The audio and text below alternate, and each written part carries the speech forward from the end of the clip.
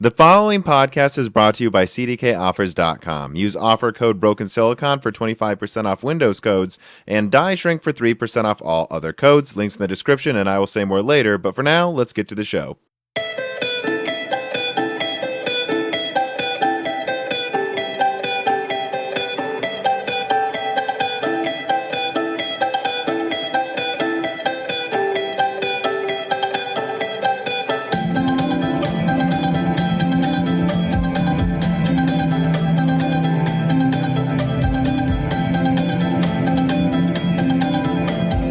Welcome to Broken Silicon, a computer, hardware, and gaming podcast. We are reporting live from the Peoria bunker once again. I am your host, Tom, and I am joined in person by my brother. Hey, Dan, what's up, everybody?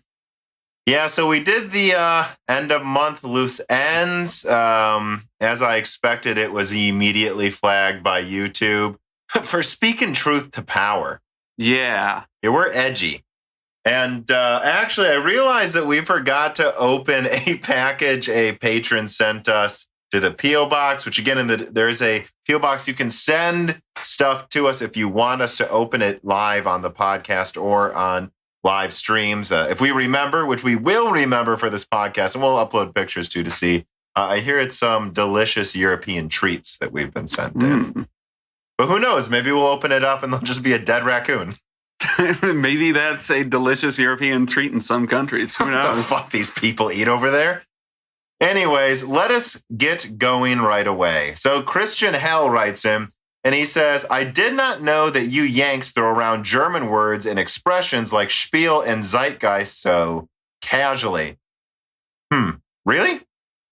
I don't know. I feel like a lot of people use those terms a lot. I don't know if they translate exactly to German what they're supposed to mean in English, but yeah, that's true. I mean, there are, I think, it's a good way to put it, you Yanks, because I notice, well, they use a lot of French expressions in England too and stuff. They use all types of expressions all over Europe from all different countries, but at least in America, we tend to try to say German words in a German accent and French words in a French accent. And there's so many phrases we say that we just, it is kind of weird when you think about it, the fact that we're just like, deja vu, for instance, we're like, let's not come up with an English word. We'll just use the French one. Well, I mean, and beyond those like big examples, I think that some estimates put English at it's like 80% not the original language. It's just a bastard language of mostly like Old English, French, and German. It is. What I tell people is it's just like the nouns of French and a lot of the phrasing of French with German grammar. And then there's a lot of, Scandinavian in there as well. So, I always laugh because I took 5 years of French and my mom will ask, well, how do you say table in French? And I'll go, table.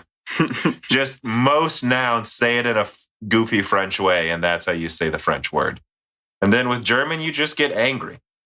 Yeah.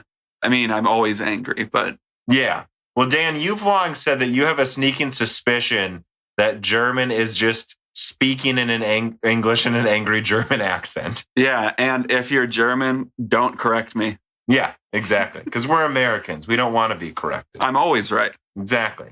Faceplants writes in, and he says, the standalone Oculus headset is the Quest. There's a headset called the Go also. So this is a correction. My last system build, the customer got a Quest with it, and it's pretty cool, not being tethered. You can also use it tethered, and it is listed as supporting Half-Life Alyx when tethered. And that's pretty cool, I suppose. Yeah, I'm pretty sure that's referencing the John Petty Broken Silicon, which I've been told by people, that I respect that that's one of the best ones I've done, and by supporters as well. So definitely listen to the guest episodes. Don't skip those. There's a lot of effort being put into those. And actually, as the YouTube channel Patreon grows, I'm getting a lot more access to better guests for the podcast and sources for the videos. I mean, at this point, the amount of videos I'm putting out with leaks and stuff in them is just because I have so many people I'm talking to now, both people connected to not just AMD and Intel, of course not Nvidia, because Nvidia is a closed box as far as I can tell, but also Sony and Xbox as well. It's pretty exciting. So yeah, the faster we grow, the better the guests, the better the sources. Don't skip the other tent. There's a lot of tents being pitched right now by Moore's Law is Dead. You're going to want to crawl into them. What do you think, Dan? Good analogy? Yeah, that definitely didn't sound weird or off at all. Okay, excellent. So let us get into the stories. The first story, AMD IP was stolen. Now, let me quote here. This is an article. Links, of course, are in the description from Tom's Hardware. I quote, AMD posted a press release to its website today announcing that it had found stolen graphics IP posted online, followed quickly by news from Torrent Freak that the information pertains to source code for Big Navi and Arden GPUs. This is Xbox. Torrent Freak claims to have contacted the hacker responsible, who claims the information is worth $100 million, and this hacker is seeking bidders. And he has filed at least 2 DCMA notices against GitHub repos that contain the stolen source code for the company's Navi 10, Navi 21, and Arden. The latter is arguably the most interesting as it powers Xbox forthcoming Xbox Series X. I'll interject here too. I was told by Cortex that he found PlayStation source code as well eventually. So I guess that's in there as well, though it wasn't reported. GitHub has since removed the repositories, but there are other sources, including via a post on 4chan, posting the leaked information. I mean, guys, I think that the cat's out of the bag. It's on the internet. Torrent Freak reportedly contacted the hacker, and she projects the information is worth $100 million. By the way, I just want to say we don't know if it's a guy or a girl. Everyone always assumes guy. I think it's funny people are saying things. If she doesn't get a buyer, she says she will just leak everything. The hacker claims she found the unencrypted information in a computer server hacked via exploits. Dan, what do you have to say to this?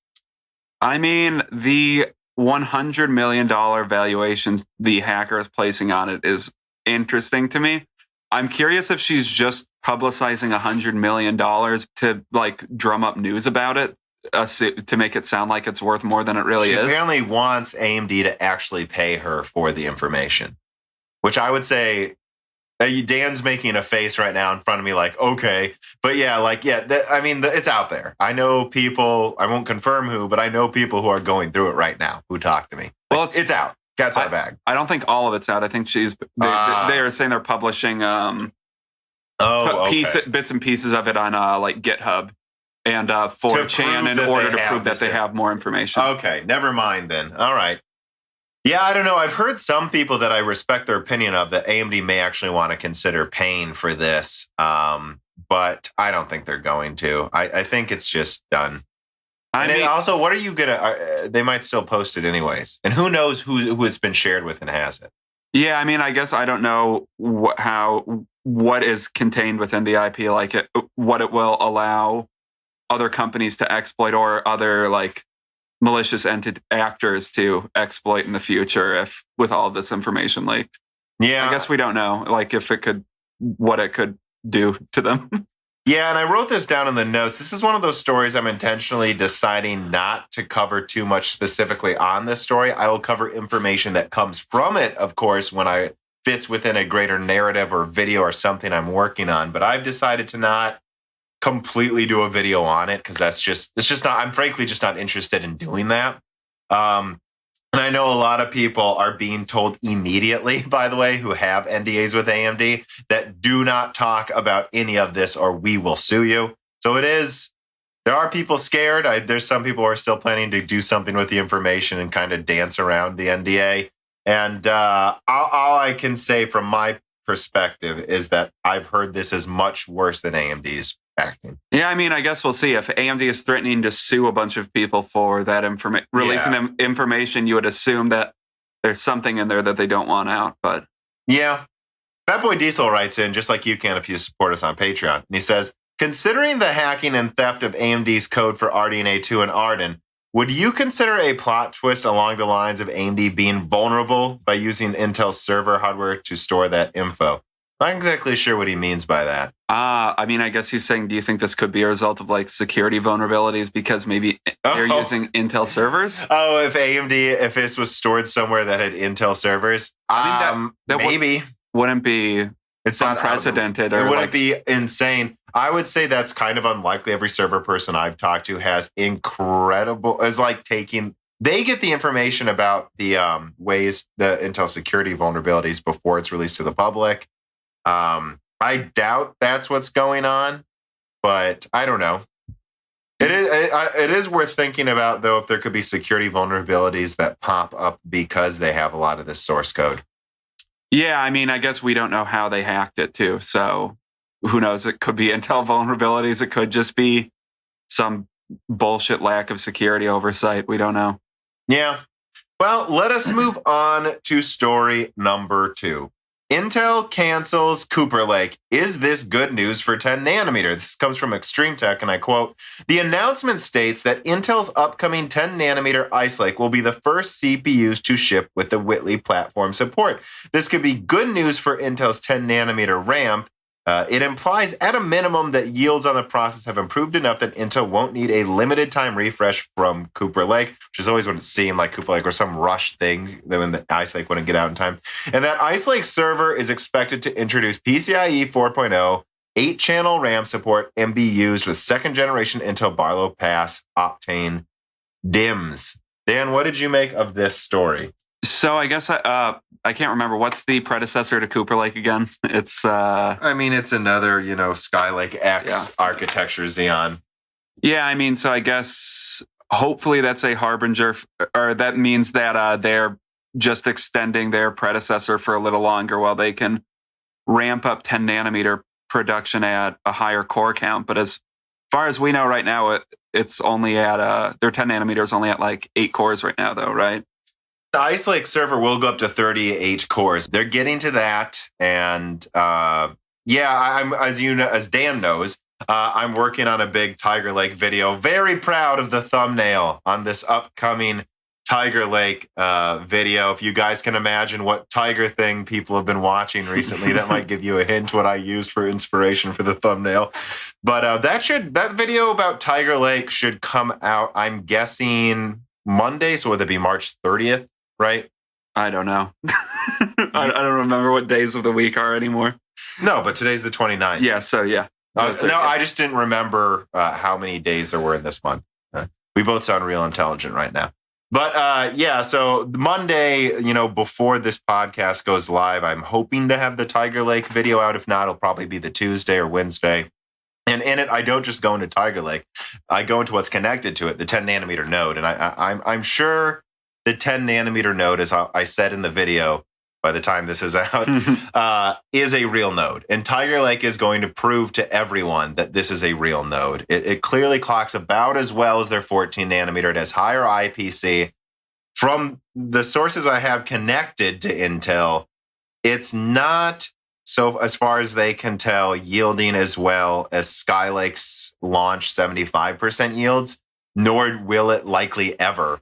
But it is yielding better than Broadwell was when they were selling it. Okay. So 10 nanometers real, this, guys. And that's what I take away from this story, going back to what we were talking about, Cooper Lake being canceled. People are saying, is it because 10 nanometers is going well? Yes, I think so. 10 nanometers good. Tiger Lake should have 6 to 8 cores, which we'll get to in a second. Rocket Lake sounds great. And I think Alder Lake's being very underestimated right now. Of course, we don't know enough information about it to say if it's great, but I think there is going to be a genuine 10 nanometer era. People will look back and say, Ice Lake started the 10 nanometer era. Yes, their 10 nanometer era was like 2 years. Usually an era is like 3 or 4 for Intel. But it is what it is, And so, I don't know. I think that's exciting. I want Intel to do not horrible here because it will stop AMD from charging $1,000 for their 16 cores. I want $500 16 cores. Yeah. Yeah, I mean, hopefully we'll see that soon. I guess I don't know what else to add. Just maybe one less stopgap. Yeah, I'm tired of the stopgaps.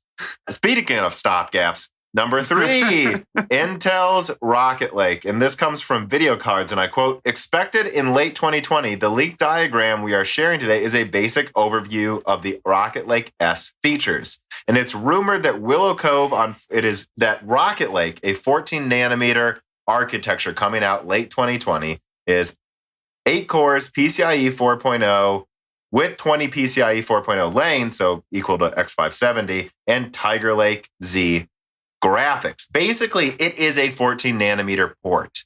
Tiger Lake of Tiger Lake, but then it's going to use a separate chiplet for 10 nanometer Z graphics. Okay. It looks like that, as you said in your segue, this looks like it could be a pretty good stopgap gen. Yeah, so I think the way this is going to pan out is Tiger Lake is going to come out late this year with 4 cores. Early next year, they're going to try to get 6 and 8 core 10 nanometer Tiger Lake out for laptop as quickly as possible. I do believe the Comet Lake 8 cores on laptop are stopgaps. The 10 core Comet Lake is a stopgap. By the way, 2 sources at Intel say do not buy Comet Lake directly. They said this is the dumbest. They expect, and I'll cover this in the Tiger or King video, they expect 8 core Rocket Lake to outperform 10 core Comet Lake at everything. Everything. So, and basically, they expected Comet Lake to come out at the beginning of 2020, but surprise, power usage issues getting 10 cores under 150 watts. And so it's been delayed. By the time it comes out, Rocket Lake may legitimately launch just a quarter or 2 after. And then Alder Lake will be followed up after that. I'm curious if Comet Lake is even going to come out then. It's a legitimate question, honestly. But I think it will be. I think it will be rushed out and then heavily discounted. Remember, Broadwell on desktop came out for only 2 months. Yeah, I guess that's true. I really just bought it because it was a convenient CPU for me price. To buy. Yeah. So I think that's what we're looking at, is that everyone expected some 10 nanometer Broadwell situation, but I think more likely Comet Lake is the Broadwell no one wants. And then Rocket Lake should come out and just be the flagship, and then they'll sell. Yeah, and then I don't know. I don't think they'll ever bring 10 nanometer Tiger Lake to desktop if they're porting this. I don't see the point. Yeah, I don't know.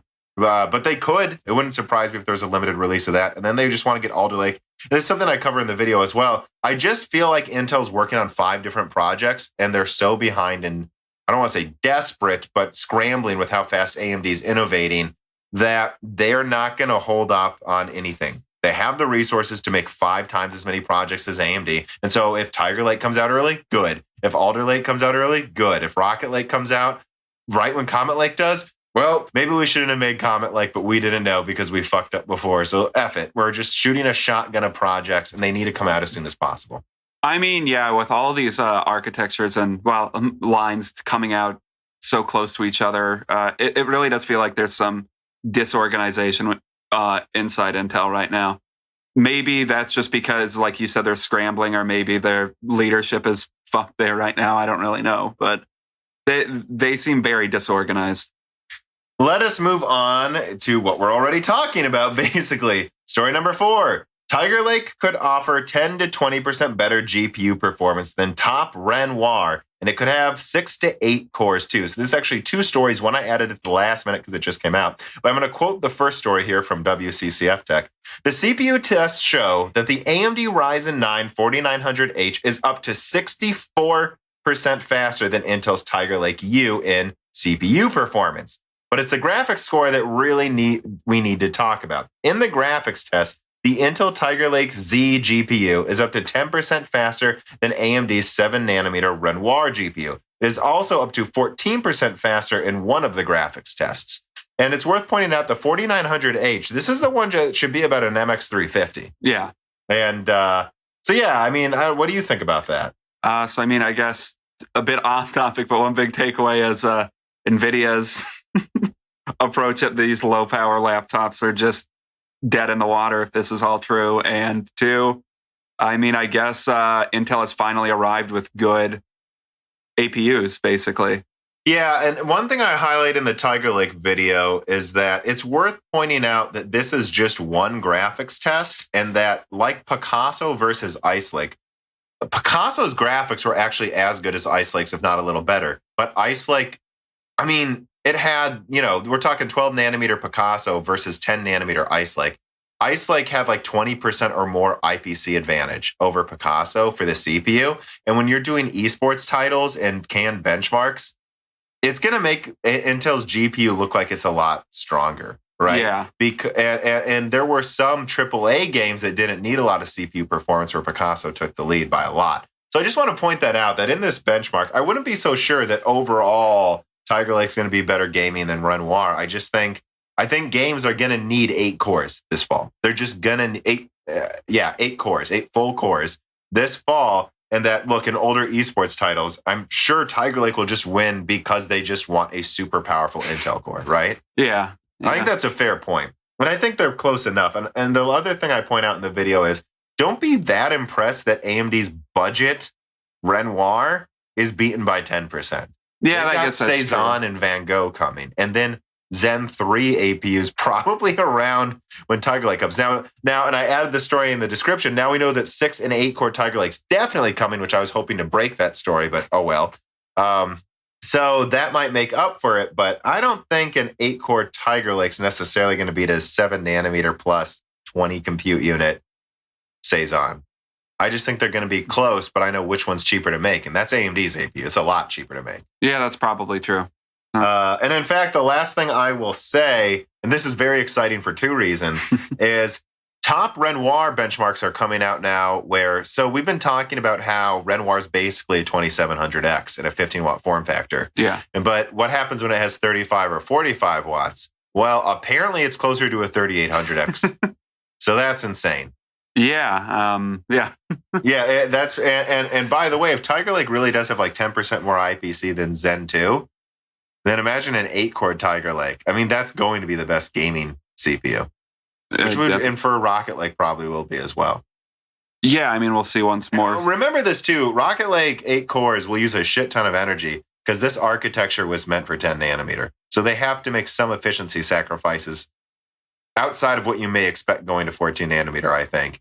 And don't expect it to use a lot of energy because they built this architecture right around a certain node, and porting it, there will be some efficiency losses. I guess what I'm also saying is don't assume Rocket Lake will clock to 5 gigahertz. It might, though.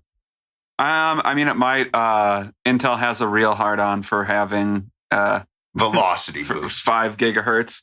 So I wouldn't be surprised if they try to at least get one product there that uses like 200 watts. I don't know. Yeah.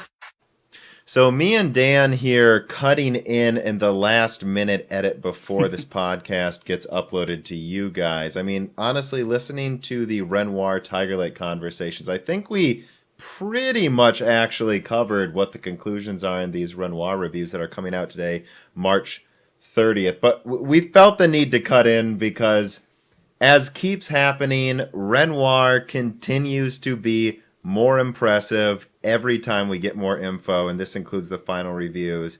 Every time there is more info. Just every time there's more info, it doesn't matter how impressive we thought it was, it overperforms. Would you agree, Dan? I mean, yeah, I would not have expected the top-end Renoirs to perform as well as they did. Well, I mean, and we talked about it already. You just heard us in the past, Tom and Dan, talk about how it sounds like Renoir is closer to a 3800X, and Linus showed single-threaded Cinebench locked at 5 gigahertz. It's tied with Renoir, clocked lower. So I think the lower that Renoir is at like 4.4 gigahertz or something boosting. Yeah. And so, yeah, that sounds like 100% correct. That Renoir performs at least as well as a 3800X. And all I can say is, I think earlier in the podcast, me and Dan talked about how an 8-core Tiger Lake should easily still be the best gaming CPU in a laptop. I am no longer sure that's true. I think it might be. We'll see. But what? The 5 gigahertz i9 mobile 8-core is like performing the same as a Renoir clocked almost 20% lower. With that in mind, I don't think Tiger Lake's going to have 20% higher IPC than Renoir. I think it's going to have like 10% more. Yeah, and I think it'll be clocked at 4.4.5 gigahertz, maybe at the most. I guess. Well, like what? I know it goes to at least 4.3. Well, what Intel projections did they have for IPC gains with Tiger? Nothing official, but I'm told over 5%. So if it's only 5%, then I highly doubt it would unless its clock speed is above 4.5 gigahertz. Yeah. I guess what I'm saying is I think me and Dan, or at least I, in the podcast a second ago, made it sound like I thought Tiger Lake would easily be the best gaming CPU in a laptop. I no longer think it's going to be easy. Is that a good way to put it? Yeah.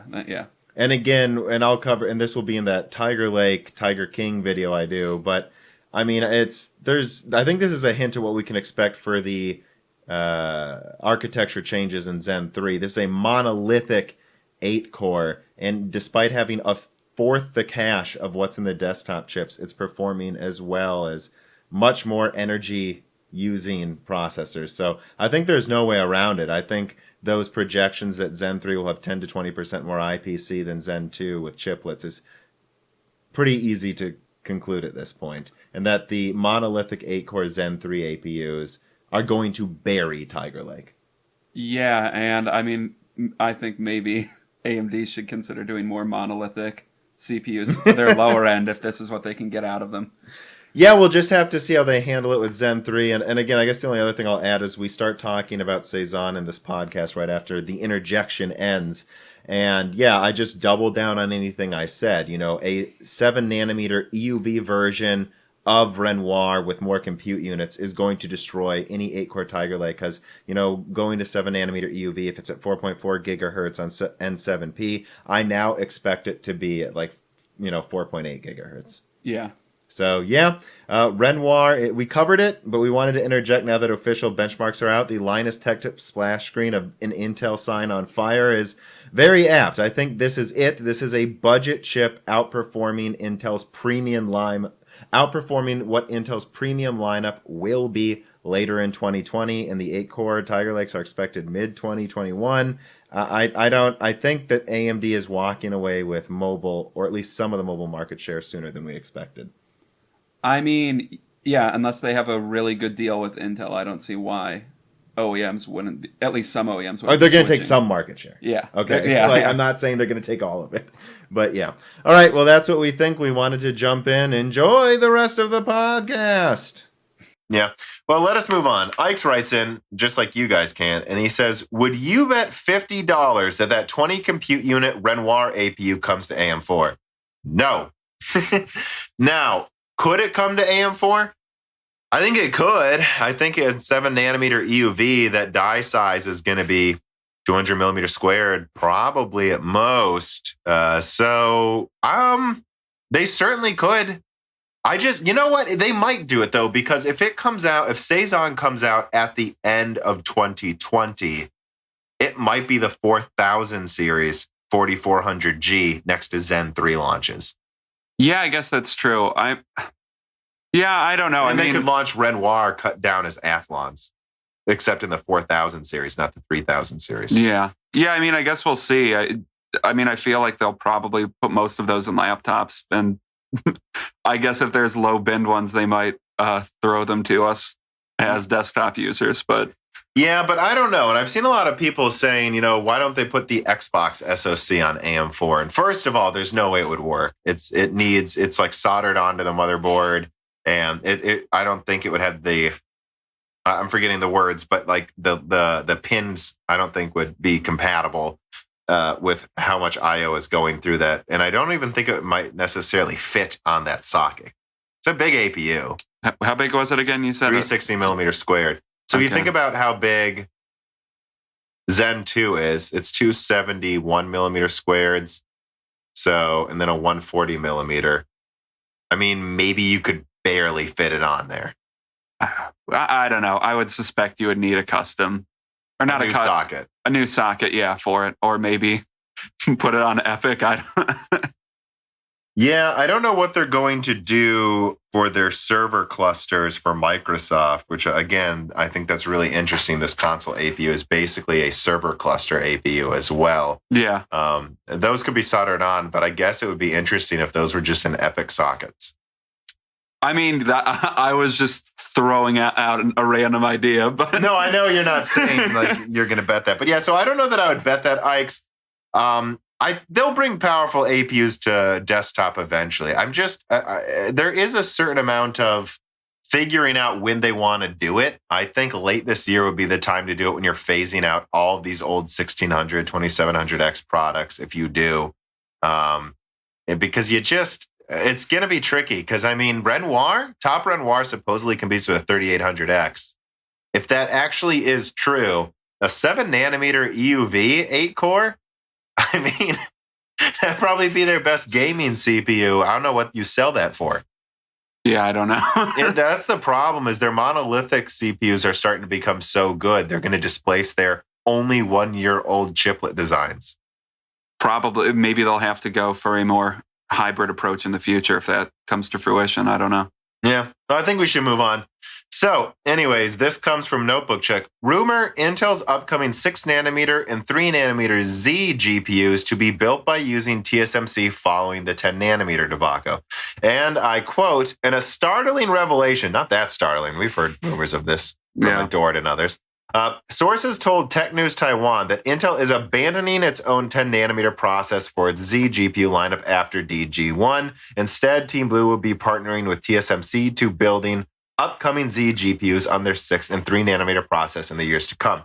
So I think, again, it says, I do have apprehension to these rumors, because I have people that work with Intel that say, no, they're really planning to use 10 nanometer for some products, but the ones after their first launch of low power products, so then DG2, are planned to be used on Intel 7 nanometer. But then they emphasize, but of course they have TSMC already being talked to as a backup 7 nanometer supplier. Now it's worth pointing out 6 nanometer at TSMC it's like Samsung's 8 nanometer. Samsung's 8 nanometer is really 3rd gen 10 nanometer.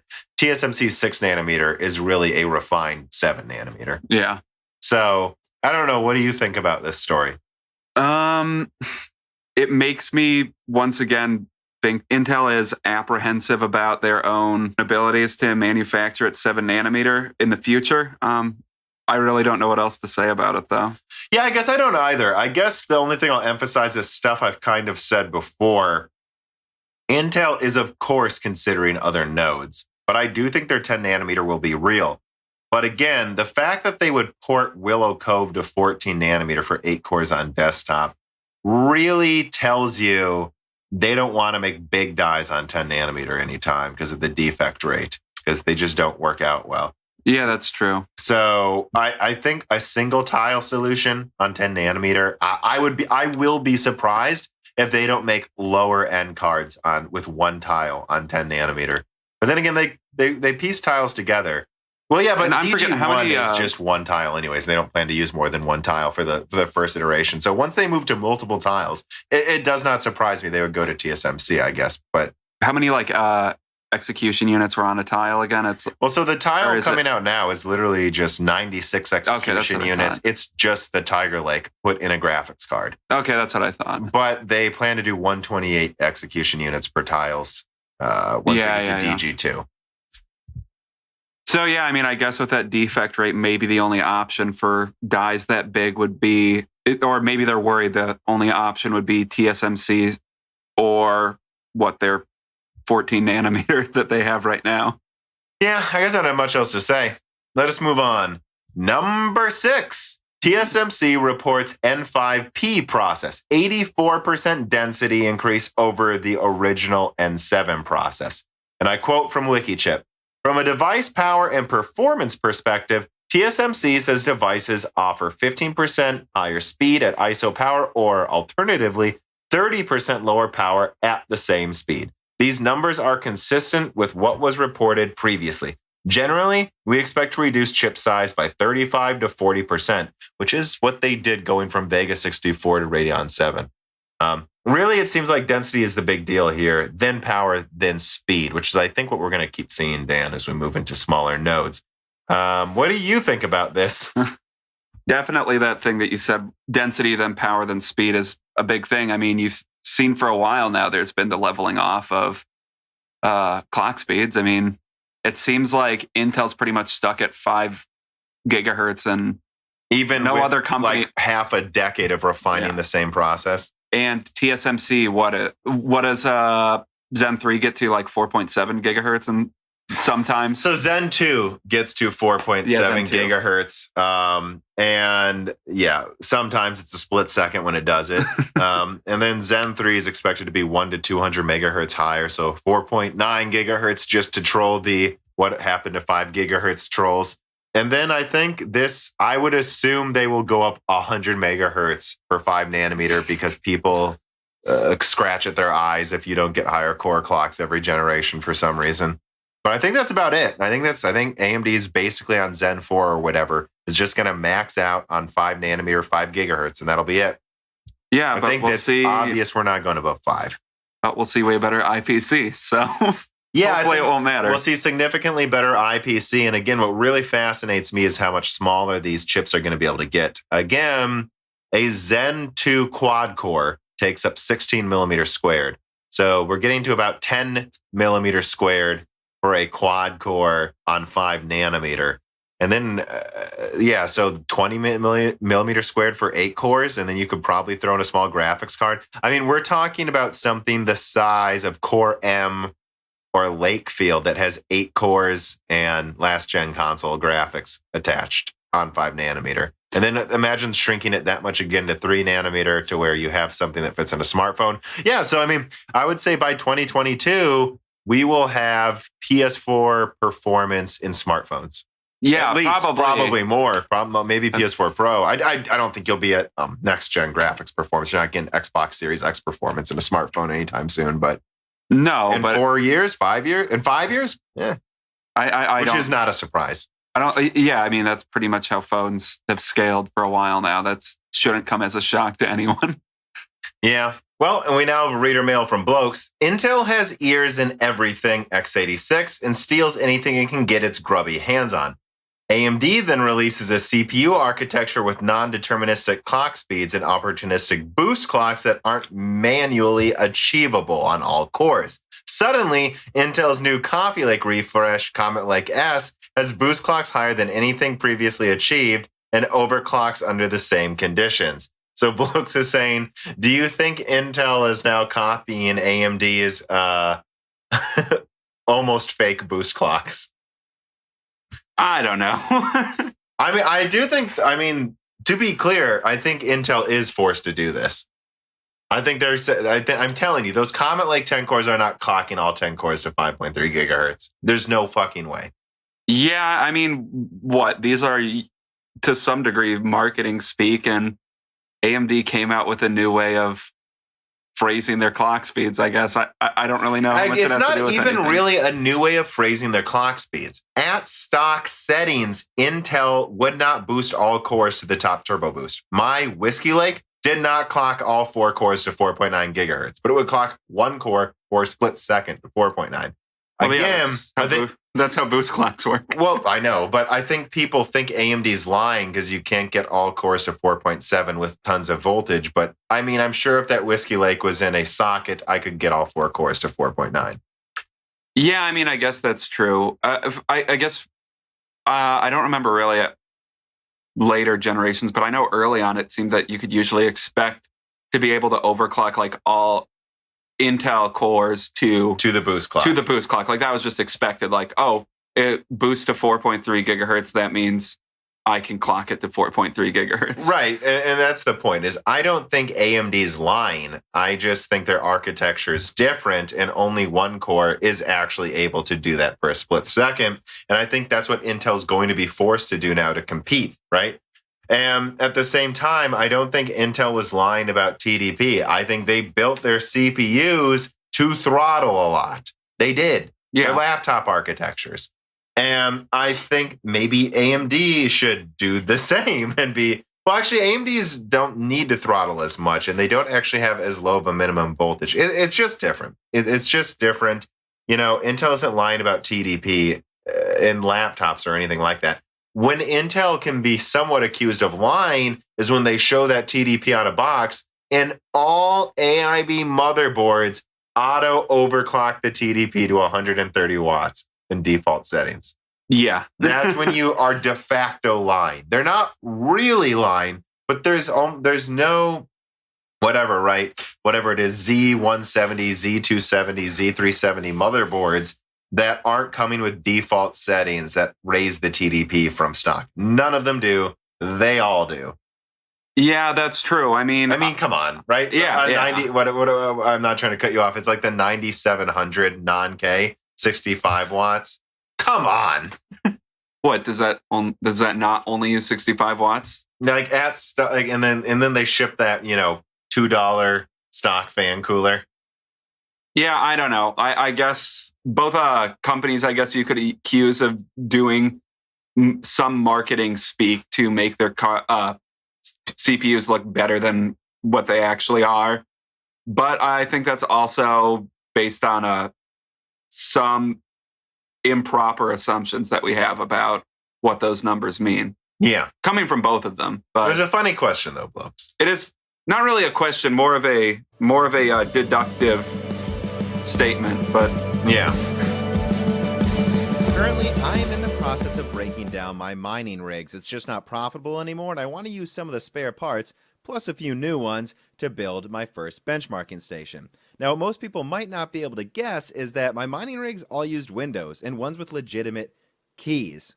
But getting those legitimate keys was a hassle. I was forced to scour eBay and be discerning in making sure that the people selling those $10 Windows keys weren't a scam. And sometimes the keys didn't work and I had to fight for my money back. But you don't have to if you go to CDK Offers. Go to cdkoffers.com and use the promotional code Broken Silicon to get 25% off an already cheap list price of Windows 10 Professional. Then all you do is click on your email account, go to User Center, and then My Purchase Orders to get the code. Just use this code with a normal download of Windows 10 Professional from Microsoft's website. All right, links in the description.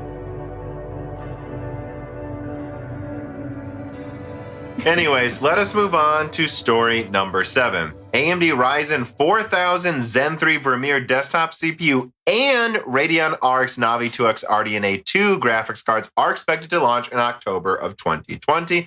This article comes from WCCF Tech. According to the source, the announcement for the Zen 3 based Ryzen 4000 Vermeer CPUs and the RDNA 2 based Radeon RX Navi 2X graphics cards, this is a very long sentence, will be held prior to their release. So we are looking at either an August or September announcement for these next-gen AMD products and platforms. But the most surprising thing to hear is both the CPU and GPUs would launch simultaneously. And this is something I talked about in my PlayStation video near the end where I brought up some new. It's pretty safe to assume any video of mine, no matter what it's about, there's going to be some new leak about an Intel or an AMD launch because of how good of sources I have by now with those companies. And yeah, that's what they said.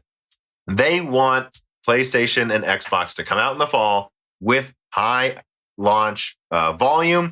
They want to say this is your 4K 60 intro, and we will have mid-range cards around the same performance. Again, mid-range is now $400 to $500 though, guys. Keep that in mind. And then we will have, $800 to $1,000 cards that are 4K 120 hertz. And they want it to be, and this was the quote the source said, AMD's looking for a show of force this Thanksgiving. I'm curious. And Zen 3 is included. So that's a little surprising to me, though. That's the only thing in this article. Let me say that before we get into the conversation. It's a little surprising that they want Zen 3 to potentially be announced at the same time. Because I've been told, I'm just being honest with you guys, mixed information about when Zen 3 is launching on desktop. And I don't know too much about the console CPUs. Actually, now that I think about it, are they supposed to be Zen 2 based or Zen? They're Renoir based. Yeah. Okay, yeah. I believe. But they have their own customizations. They're Zen 2 based. Yeah, they may have some Zen 3 features, some Renoir features, some blah, blah, blah features. Yeah. It's interesting. It sounds like they're almost trying to market their graphics cards as, their graphics is like 3 different tiers with the consoles and their own desktop line. I don't know. I think it's interesting, and I wonder if Sony and Microsoft like that or not. Well, it's something I've thought of before. Look, the bill of materials I have, at this point, I'm readjusting it a little bit. I think the Xbox costs about $30 more to make. That's my estimation. I don't believe the PlayStation 5 is $470 or $450. I think those people are wrong. I disagree with them. And I think some of the costs have been cut since whatever that teardown was. So I think the PlayStation 5 is probably close to $400 to make, but it might be like $420, $430. So it's up to Sony if they want to take that 10% hit and sell it at a loss. I think they will. Now, the Xbox, I believe, is closer to like $470, $480 to make. And I think, for numerous reasons I don't want to get into now, that they'll sell it for $500. They're confident. And also, Sony is very much a half Nintendo at this point. Sony needs to hold the gaming market. they've closed multiple parts of their company. If they lose the gaming market, if they lost PlayStation or cameras, they're fucked, right? Well, and PlayStation is their number one. I think it is now. I haven't checked before this, but I think it is. So they can't lose that. So I think Sony needs to be aggressive. At the same time, it is abundantly obvious Xbox is pivoting into being more of a PC brand, which I think is common sense. It's Microsoft, it's Windows, baby. Come on. So I think it makes sense why they want to profit off of each console sold, because it's not all or nothing. It's all or nothing for Sony. If they don't win this gen at least as well as the PS3 did, at the end of the day, it's bad. Right? Well, yeah, and the amount of money they pump into their first-party studios, like that's clearly Sony's focus at this point is first parties. Right. So in other words, all of that thing about the consoles I just said, my point is I don't think they mind what AMD says. Their consoles are 400 and 500, or maybe 450 or 500, maybe both 450. I don't know. They're both between $400 and $500. I'm very confident in that. I don't think they care if AMD markets a $800 graphics card as 4K 120. Yeah, I guess that's true. I guess the framing, which this probably isn't how they would frame it, is the here's a piece of shit. Here's shitty RDNA, dude. Yeah, this is the shitty one brought to you by Sony and Xbox. Thanks, idiots. I don't think that's what they would say. But no, I mean, yeah, if they can come out at the same time with superior desktop CPUs, which I think Zen 3 will be undisputably superior. Unless they can make 16-core Tiger Lake. RDNA 2, which will probably be a fight between Nvidia and AMD. Although, again, it sounds like they're using a partial... I haven't covered this yet, but I've been told, guys, so this is kind of new, I guess, for my listeners. If all you listen to is me, which is all you should listen to, me and Dan are the only truth. If you're listening to anyone else, you are a non-believer. But I've been told recently that the consoles are made on a partial EUV process. Cortex covered that he says it's an EUV, maybe, and they're hiding it from NVIDIA, which is an interesting idea. But I've been told it's partial EUV. I don't know for sure, but that's what someone said to me. It's partially uses EUV. It's not completely. If AMD, I always said, if AMD's on N7 or N7P, which is kind of what we've been assuming, NVIDIA's almost a node behind on 8 nanometer. Yeah. Not entirely, but almost. And I do think if they make cards 50% bigger, they can tie AMD or slightly win. But I said if AMD's on 7 nanometer EUV, it's over. There's no competition here. It doesn't matter. Like they're over a node ahead of NVIDIA, unlike a node ahead before. It's over, you know. And it sounds like they might actually be a node ahead. Yeah, we'll see. I don't. Well, it wouldn't surprise you if they made the top for desktop. No, cards on 7 nanometer EUV, and they made the lower ones on a partial process. Yeah, sure. Yeah, so, I mean, I guess that covers kind of what we expect from the graphics cards. And again, it kind of surprises me Zen 3 will be ready because I've been told they're considering delaying it. But again, you know, Zen 3 was always slotted for 2020, so maybe they're just being real conservative. And you see that. You see Microsoft clearly wants to launch their Xbox on Thanksgiving, and they retracted that announcement. And then you see Sony kind of being cagey, saying holiday 2020 season for a while. And then all of a sudden recently saying, no, it's a full launch in 2020. It's clear now they believe they have their supply chains guaranteed, I think. And they were being cagey a week ago because no one knew what was going to happen. Hopefully we'll see more confidence from Microsoft and Sony soon. It seems like AMD. Yeah, and AMD. It seems like they are more confident now than they were a couple weeks ago. But yeah. So I guess that's, I mean, what we think is, guys, forget this article. I've been told similar things from sources. I think this could be a banner year for AMD at the very end, although it's been a rough year for everyone overall, right?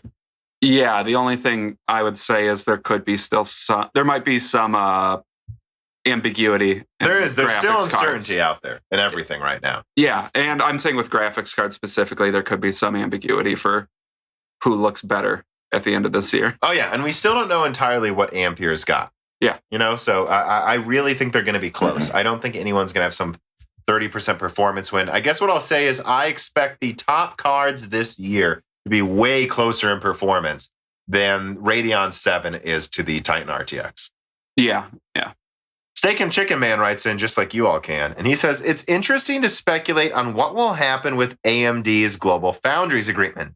I believe that WSA is valid until 2023/2024. Would it make sense for them to continue making 14 or 12 nanometer GloFo chips in 3 years' time? Honestly, I'm not sure. I know they want 7 nanometer IO dies for 2022, but at the same time, I could see them using the 12 nanometer FDX process, which is, I think, almost equal kind of with early TSMC 7 nanometer. I could see them using that for like some kind of a Jaguar successor in 2021. But once you get into 2023, I don't see them making any 1600Xs, 2700Xs, anything on 12 nanometer, 14 nanometer, anything anymore there. Right? Well, what I'm trying to think, so what are they currently making on Global Foundry? Like, so they have their 12 nanometer IOs, right? Chips, right? Yeah, and their IO. Yeah. And what is our PS4 still being manufacturing at Global Foundries, or? Oh, I don't know. No, those. I think that and the Xboxes are made at TSMC, actually. Oh, okay. Never mind. So I don't know. It seems like Global Foundries has been. It seems like there might be issues with filling capacity at Global Foundry if they're moving most of their stuff to TSMC. Well, and I mean, for those who listen to the John Petty Broken Silicon, you'll hear I basically asked this question to him, and he said, I just think it's going to be less and less of a question. And by the time we get to 2023, there won't be a question anymore. I really feel like, and that's the feeling I'm getting here too, is look, Global Foundries is going to have to go to 5 nanometer. They're going to. They said they had the design for 7 nanometer done, and it was a business decision to not do it because they didn't want to do the expenditure, and they don't just need to supply AMD and Nvidia they supply so many other chip makers that aren't the biggest players, and that they don't care about that expenditure. I think eventually they're going to have to, though. They're going to have to basically skip to 5 nanometer. Whenever they do, maybe AMD will use them. But look, guys, when you look at Renoir's performance, when you look at the hundreds of billions of dollars Samsung and TSMC are putting into their foundries right now, I just think, we're going to see 12 nanometer legacy chips from AMD for another year. And then I guess by 2022, I think it's basically all TSMC and Samsung for AMD, except for, again, do I think they could use some kind of 12 nanometer FDX, or maybe there'll be a 10 nanometer FDX for like a Jaguar successor? Yeah, I do. But I think it's basically like it's done. It'll be done. And they'll renegotiate that contract, I guarantee, this year or next year again. And it'll be basically over by 2022, I think. They will no longer be at all tethered to Global Foundries, I think. Unless they can keep die shrinking old CPUs. But I just don't see the point. Yeah, I don't know. No, there's no point in them selling that. I think eventually it will be cheaper for them to just use Renoir. Probably.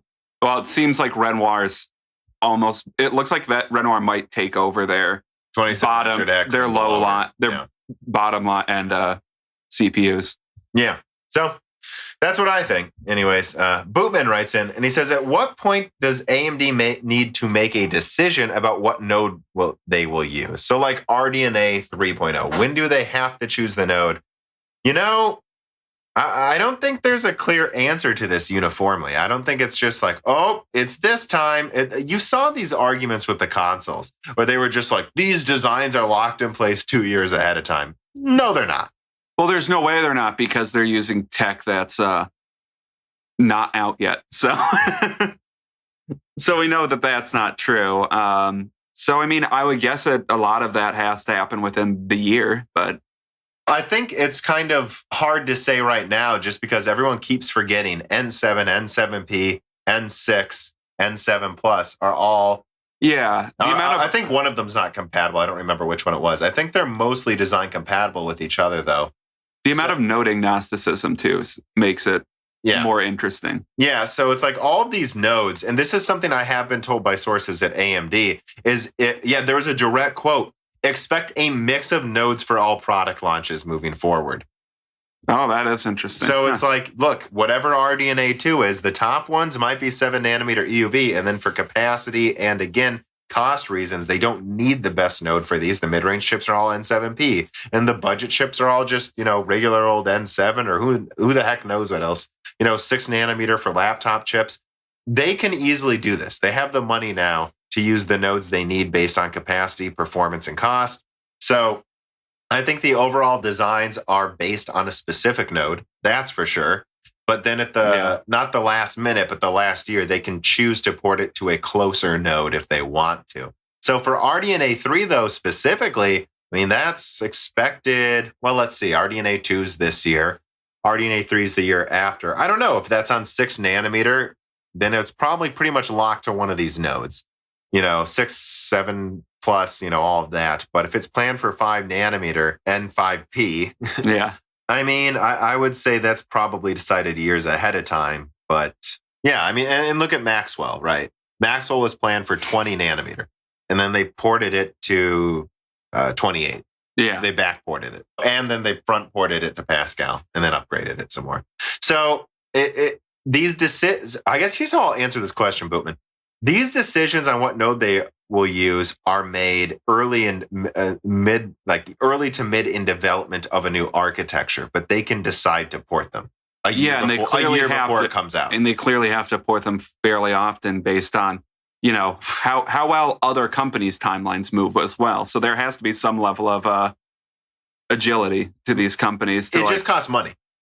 Yeah. And grunt and brute force to have people do the work. Engineering, programming, moving it to a different node. Like when you're seeing NVIDIA was choosing between several nodes for Ampere. So again, I think the answer is you have to choose early what node you plan to use, but the decision to port it to another one can probably be made a year before the product comes out, or less than a year. If you're NVIDIA, I think they are rushing 8 nanometer, but it's not like they can do it a few months. That's for sure. And if you wanted to port it to another node a year before it comes out, you have to remember it better be a reliable, proven node. Yeah. Which is Navi was supposed to come out, I believe, 3 months sooner than it did, but they had to do another tap out. So anyways, let us move on to story number 8. AMD's RDNA 2 next-gen architecture for Radeon is not identical to the Xbox Series X or PS5. This comes from WCCF Tech, and I quote, "There's a very good reason why both the PlayStation 5 and Xbox Series X have listed the architecture used as custom RDNA 2 instead of just RDNA 2. This is a point that AMD wanted to drive home and specifically insisted on. They do not want gamers confusing the RDNA 2 used in the Xbox Series X and PS5 with that of the upcoming Radeon cards. Therefore, the custom prefix is used." And I like this story too because it's both the PlayStation and the Xbox have custom changes to their architectures that will benefit their specific APU design positively. But there's also cost cutting, guys. These are not literally the same architectures. Just like Renoir is not literally the same Zen3 architecture as these other chiplet ones. And just like the PS4 and Xbox One, they weren't literally using what's any of the architecture they would have been using? Well, RDNA 1. No, you're talking about? No, the PS4 and Xbox One.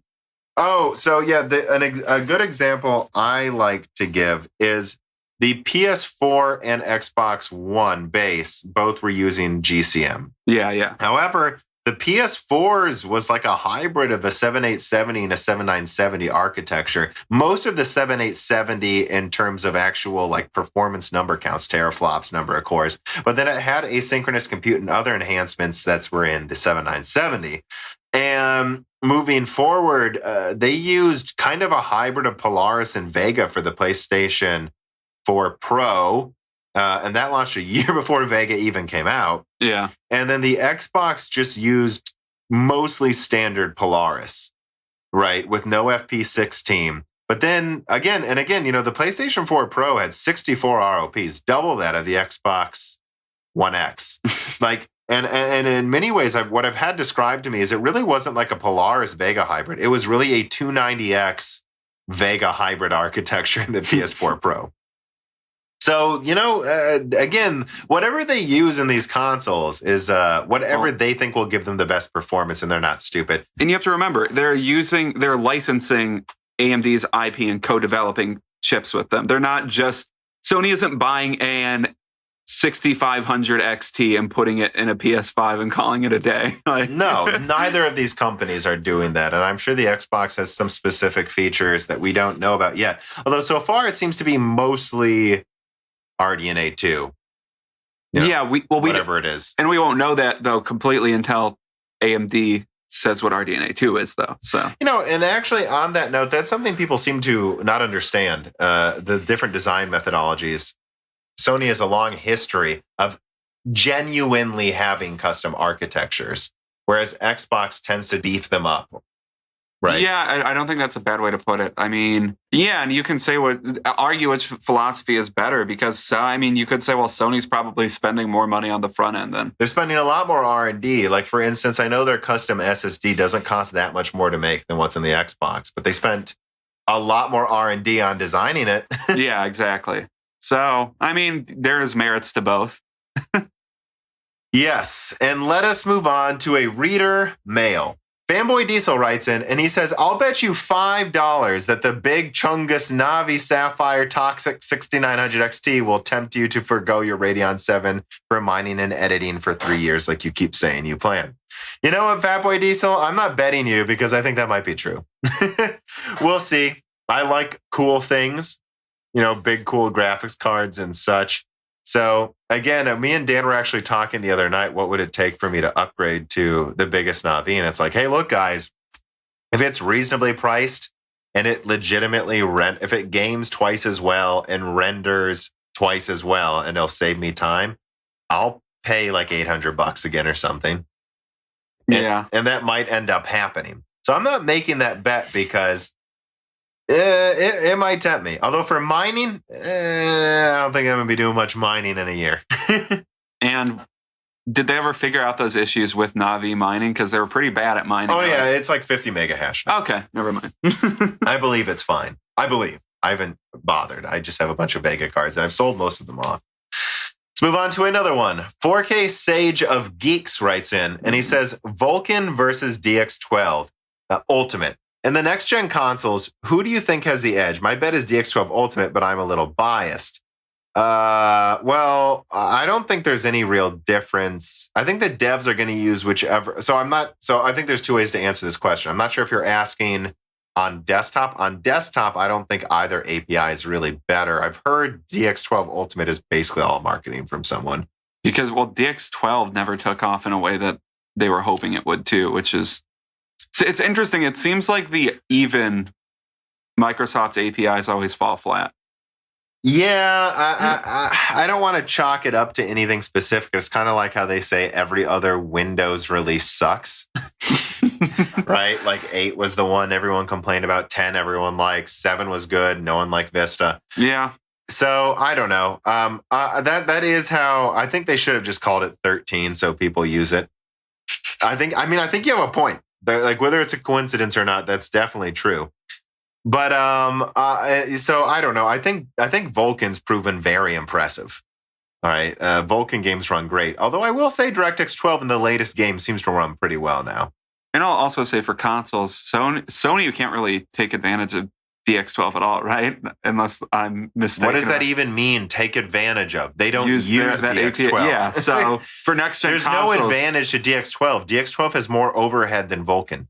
Yeah. So for next gen, if we're talking about Sony, Sony can't really use DX12. So.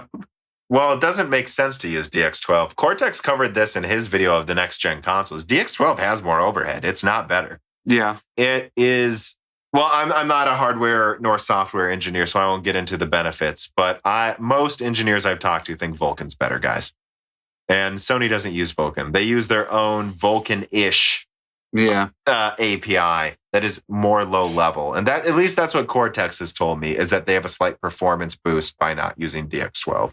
And they always will. DX12 is meant to make it easy to program against a bazillion different pieces of hardware. It's weird they use it in a console, in my opinion. Yeah, I don't know. But it's because they want the game to literally be developed for PC first and then just be on Xbox.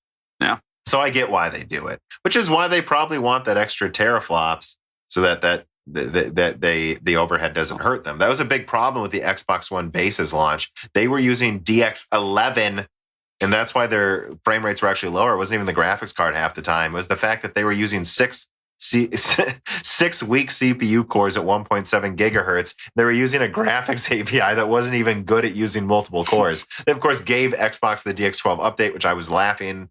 I just couldn't believe this was a thing we had to deal with on a console. But yeah, I mean, there is just, from what I'm told, there's some inherent overhead there. I think DX12 Ultimate is just marketing. Yeah, unless the X12 Ultimate is lower level, then maybe it would be better than it used to be. But I don't know if it's actually any different than DX12. So yeah. Headshot 5606 writes in, and he says, so if you haven't seen the Linus video about the falling price of 2.5 GBE networking, I highly recommend it. I also started transitioning my home network to multi-gigabit, and I'm curious if you think more things will truly move to multi-gigabit, 2.5, 5, or even 10 gigabit in the near future. Dan, you're the expert on this one. Well, I watched the video that he talked about, and I don't know, it was interesting. It's a fun little networking video to watch. So basically, he upgraded his house to be 10 gigabit compatible. Right. So at those speeds, you just need a Yeah, he upgraded all of the cords in his house to Cat 6A, I think. Mm-hmm. And for like $1,000. So I don't personally. That's not much. It's not terrible, but it's not going to really appreciate the value of your house because no one cares about that right now. And I don't know when 10 gigabit is going to be relevant to most consumers. It makes sense why Linus would upgrade his house to that, because since they're sharing data between computers constantly. So, I mean, if you need to share data between computers constantly with a high data rate, maybe upgrade your house. But I don't think it's necessary to do right now, based on what I've.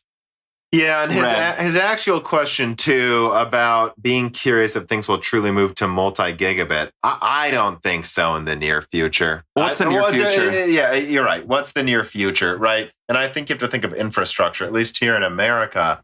I mean, it would be nice if we could just get to single gigabit for our internet, you know? I mean, yeah, like in the US, you can upgrade your house to 10 gigabyte capability, but you still have a 1 gigabit pipe at best going into your house. A 10 meg pipe? 10 meg pipe. So when I just said 10 meg pipe, was it Law and Order, SVU? NCIS. You should just include that clip in the description. So in an NCIS, this was from like over 10 years ago, I think. This was one of those cringeworthy procedural investigatory shows where they go around and find a pro gamer or something, and they're like, the nerd, I think, right, at the lab says, "Oh, is that a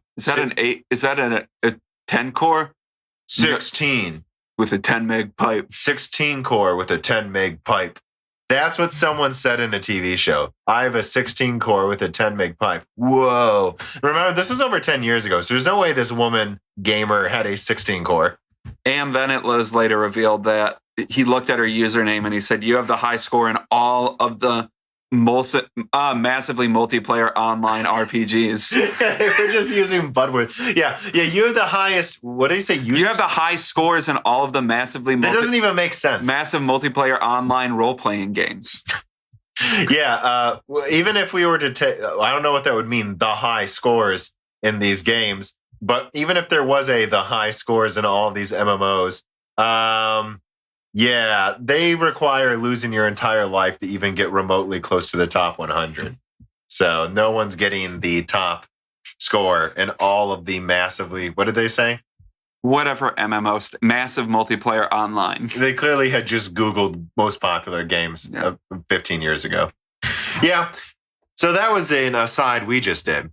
But I mean, yeah, I don't think a lot of things are going to be moving to multi-gigabit soon. I think your devices most of them high-end ones will be capable of it. Like I don't remember what my motherboard's capable of, but I think it's capable of 10 gigabit right now. Yeah, it's mostly about upping the infrastructure in your house to be able to support all of that.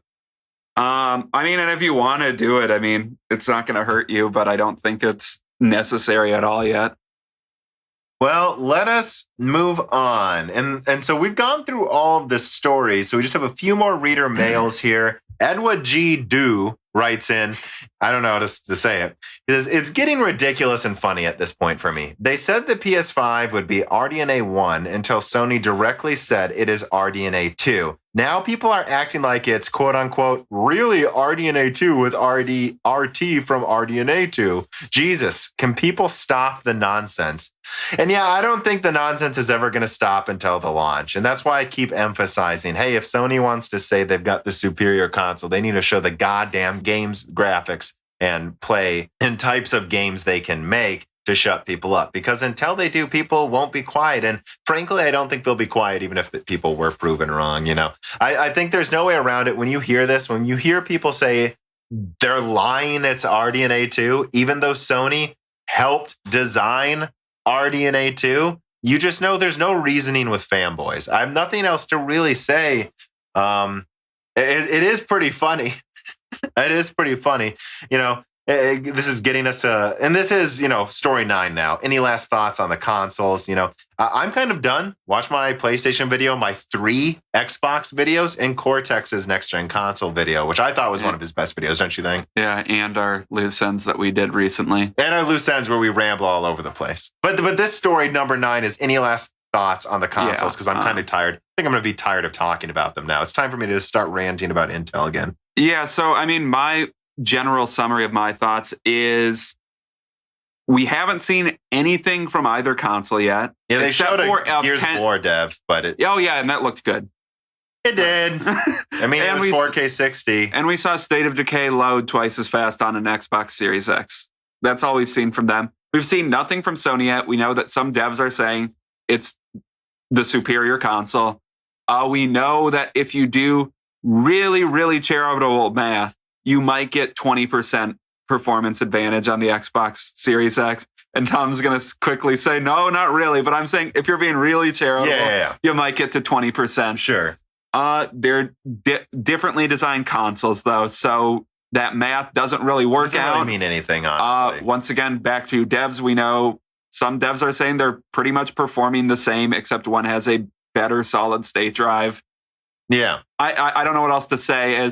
I'm getting tired talking about it at this point. Either they're going to be very similarly performing consoles with one loading faster, or the PS5 is going to be a game changer. And hopefully it's a game changer, but we don't know. Yeah, that's something Cortex has been telling me too behind the scenes in our offline conversations, that I hope he doesn't mind me quoting him here, but I think this is things he wouldn't be afraid to have said. You know, that he's worried PC gaming could be left behind a little bit, because if what he's been told is true, we're talking about, and what I'm told too, I'll just say I've been told similar things. The fundamental advantage, because this is what people don't get, like the way that there has been latency reductions in the PS5, I'm told that certain tasks require half the resources now. And if that's true, I don't know how desktop, it's not about the PlayStation 5. I don't know how the desktop PC that we're used to building competes with highly integrated APUs of the future. Yeah. We've been talking about this. I think APUs are the way they're going to scale performance soon. We're going to have to see proof that it is not just, and again, I would emphasize, it's not about less load times. I'm told they're gone. Like, I'm told the difference is 10 seconds to load a game and half a second. Load times are gone on one console. It's not just about gigabytes per second. The tiered storage, the 12 channels, you know, like that. It's much more than the numbers suggest. And that, I guess the last thing I'll close on is I saw in the comments say one console's 1440p, one's 4K. It's like, no, last gen, I think you guys need to really, and I mean, like, let's pretend this is all bullshit for PlayStation, which until Sony proves it, you know, I guess this is one of those things where I'll say guilty until proven innocent. Right? Until Sony proves it, we should assume it might be at a performance disadvantage, because it could be. And even if it is, on paper, the PS4 base had, I'm trying to think, almost 40% more compute units, double the asynchronous, I think quadrupled the asynchronous compute units, actually. It had quadrupled the asynchronous compute units, 40% more compute, and then it also had triple the bandwidth. Guys, that is a huge performance difference. And then if you look at the PS4 Pro versus the Xbox One X, You're talking about one of them had, I believe, 40%, 45% more bandwidth. I believe the Xbox One X had 45% more bandwidth. And then 50%, well, and then like 40% more FP32 compute, but it was lacking FP16. So maybe add another 10% or so to the PlayStation. And it did have half the ROPs, but still, I mean, that was a clear 30% to 40% stronger console. What we're looking at now is less than half of that. Well, yeah. So the worst you can say is they will both be 4K. I don't know. And I really think both of them are going to have no problem running 4K locked 60. Yeah, I don't either. The point is this. These consoles are like 10% away from each other. Yeah. The last thing I will say about this is I think this, people talking about resolutions, it's cute. This generation isn't about resolutions. And in fact, the PS360 generation wasn't about resolutions either. You never really saw people arguing about that. Yeah, that's true. I think last gen, uniquely, you had resolution arguments because at the start of the generation, one console was half as powerful and it straight up couldn't run games half as well. Yeah. Like you had, I remember at launch, you had Tomb Raider, I think it was 1080p. It wasn't locked 60. It was 1080p unlocked. And it was like running at like 50 frames. And then on the Xbox, you had it running like 900p 30. So yeah, that's like, imagine if we acted like those were similar. They're not. That's the difference between a 7770 and a 7870. Wildly different performance. But this generation, guys, 4K is done. We've done it. We've gotten to 4K. I don't think anyone's going to debate about 4K or 60 hertz. These CPUs are way more than enough for 60 hertz. The devs are going to have locked 60, I think, in most games, and they're going to run in 4K. And guys, there are going to be some games that run 4K 60. There are going to be some games that allow an 8K option. There are going to be some games that are below 4K, and I don't think anyone will care. I think devs will just choose at times to run it at 1800p. Yeah. And this is not the generation where we worry about resolutions anymore. We're past the point of diminishing returns. Well, let us move on to the finer reader mail. Caden writes in and he says, would you bet 100 Bitcoin on Dan being okay? No, I wouldn't. No, neither of us would. Fuck that guy. I fucking suck. All right. We recorded this episode pretty late. That's probably why we got so aggro and tired near the end here, guys. Hopefully you bore with us. I don't think we have much more else to say. No, I don't. Yeah. Well, we hope you we almost forgot again. We have to open the package, Dan. Oh, shit. Jesus Christ.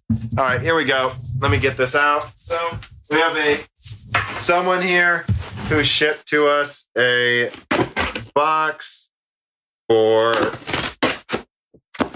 to the P.O. box, so you can hear us opening it. I'll probably upload pictures for you guys. It says, all right, Bent Berlin. Oh shit, this looks like some dope stuff. All right, Dan, what do we got? Dan, why don't you describe to the listeners what we're opening here? Why don't you paint them a Renoir of sound? A soundscape. Yes, yes. Oh my God. You've got some Gouda. It looks like chip things. This is some Torinos, fine Gabenstagen. Did I say that right, Benny Berlin? Gabenstagen? Ooh, Meeting plus Calcium.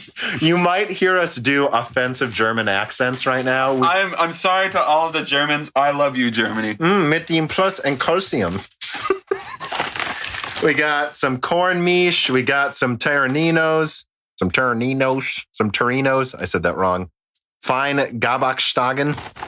We've got some Confeiteria Raffaio. We got some Trolli Appelinge. We got some sour apple gummies, and I know this company from. That's gonna be good. That's in the U.S. That's gonna be delicious. Oh my God, Benny, you're the best. We got some Happy Hippo Cocos. Happy, that was like English words. Why did you have to say it in a German accent? Because look at this hippo. It is a happy hippo.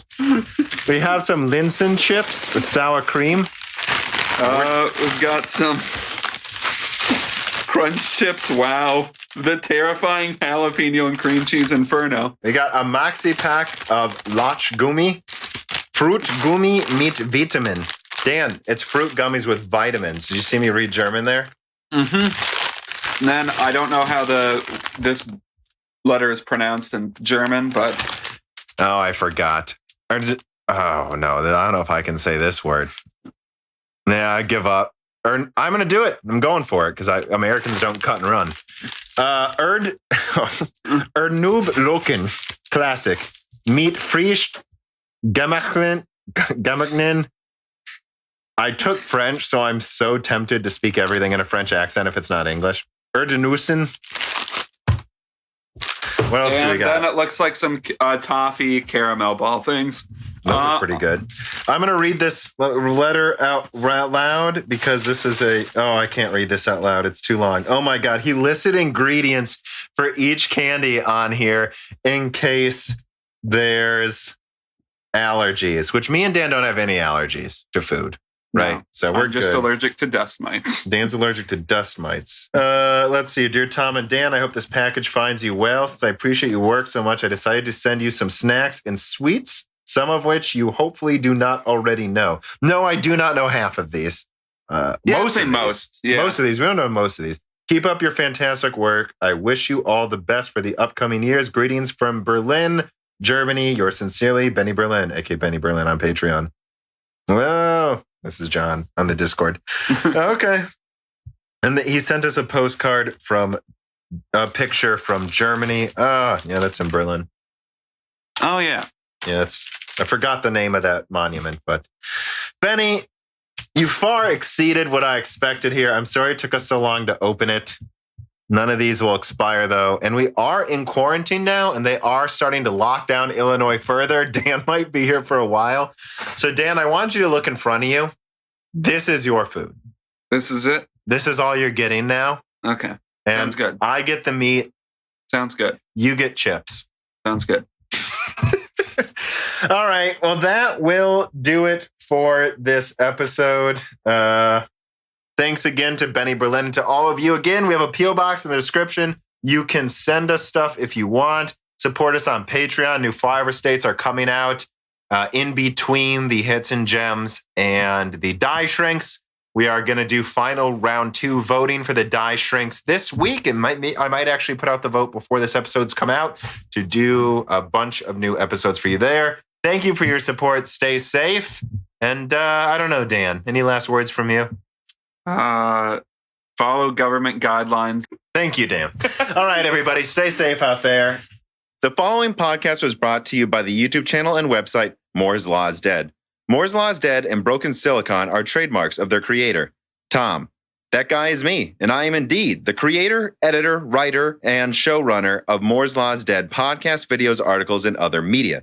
However, Moore's Law is Dead is a team, with Broken Silicon co-hosted by my brother, Dan, audio editing by Gerard Cortez, and select technical editing by Carbon Cry. You can find all of our information, including how to get a hold of us, at www.mooreslawsdead.com. And if you are a fan and would like to send mail or other hardware, please mail parcels to Moore's Law is Dead, P.O. Box 10468, Peoria, Illinois 61612. And speaking of fans, without exaggeration, the patrons are solely responsible for the continued distribution of the content you just listened to. And so if you have some extra money, but only if you do, please consider supporting us. For just $2 a month, you get access to the exclusive podcast Die Shrink, voting on subjects of future podcast episodes, the ability to have your questions read aloud on Broken Silicon Die Shrink and Loose Ends, and of course, the Moore's Law is Dead Discord full of like-minded people who would love to meet you. I am one of them. The Discord is only at $1, and at higher tiers, you get access to ad-free episodes of Broken Silicon, the back catalog of Flyover States podcast, thanks in the credits of videos and podcasts, and other perks as well. And if you cannot afford to support us, please just share Moore's Law is Dead videos and podcasts with friends and family on social media and Reddit. And give Broken Silicon and Flyover States a 5-star review on Apple Podcasts. All of this really does help so much more than I think anyone realizes. If you'd like to advertise on the podcast or a person of interest who would like to be a guest, please reach out to the email address mlhbdead@gmail.com. But as I said, this podcast would not be possible without its fans supporting it. And so now it is time to give a personal thanks to the greatest of the fans. The following supporters are at the 10 gigahertz or higher producer levels. Bootman, Carbon Cry, Dean, Benny Berlin, Justin Yant, Thomas Rupp, I Love You Lemon Jim, Bollocks, Jordan Betcher, Muhammad Al-Kawari, Frederick Lau, Primetech TV, Justin Parrish, Zachary Martin, Terrence Herod, Colm Marco, Phil S., Thyrister, The Ninth Dude, Greg Renegar, John Bible, Chrysantine, Night Rogue 77, Mechanical Philosopher, Lebo King Kilo, Fatboy Diesel, Derek Evans, Matthew McMullen, Christoph Novak, Neil X01, Matt Salem, Aaron Close, Sexy, Scott Schoaf, Sadler, Richter Cohagen, Alethros, Telos, Caden Picknell, Greg T. Wanchuk, Jacob Barber, X Soti, Whiny Care Bear, Matthew Lane, Paul Jones, Jan Rauner, Rubber Ducks, Michael Costa, Ali Robertson, Gordon Lamb, Jonathan, Drita Full, Evan Dingle, Nick Neasy, Dominic Dewart, Harold P. Burrow, Wayne, Sam MacArthur, James Cresta, Hector Santana, Brad Medlin, Andrew S., Edward Huff. Almost didn't get through it. I'm exhausted. Also, thank you to Sahara for the music.